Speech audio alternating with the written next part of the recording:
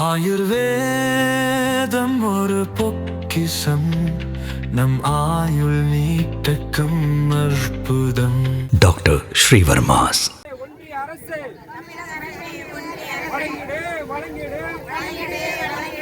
காமநகம்பட்டி கிராமத்திற்கு கைத்தாடு தாலுகா காமநகம்பட்டி கிராமத்திலிருந்து வந்திருக்கோம்.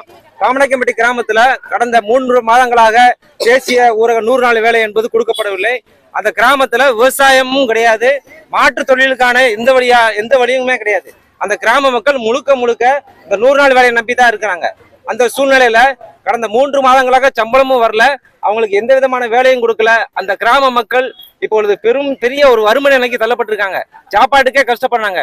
இன்னைக்கு முதல்வர் ஸ்டாலின் அவர்கள் கொடுக்குற அந்த மாதாந்திர மகளிர் உரிமை தொகை தான் இன்னைக்கு குறைஞ்சபட்சம் அவங்களுக்கு பாதுகாப்பா இருக்கு. ஆனா அதை தாண்டி அந்த கிராமத்துல வாழ்வாதாரமா அவங்களை பாதுகாத்துட்டு இருக்கு இந்த 100 நாள் தேசிய ஊரக வேலை தான். அந்த வேலை தற்சமயம் நிப்பாட்டினதுனால அந்த மக்கள் பெரும் சிரமத்துக்குள்ளாயிருக்காங்க. உடனடியாக மாவட்ட ஆட்சியர் இதில் தலையீடு செய்து அந்த கிராமத்திற்கு 100 நாள் வேலையை தொடர்ச்சியாக வழங்குவதற்காக அகில இந்திய விவசாய தொழிலாளர் முன்னணி சார்பாக இந்த கிராம மக்கள் எல்லாருமே நாங்க இன்னைக்கு வந்திருக்கோம். என் பேர் சாலமன் ராஜ். நான் அகில இந்திய விவசாய தொழிலாளர் முன்னணியுடைய மாவட்ட குழு உறுப்பினர்.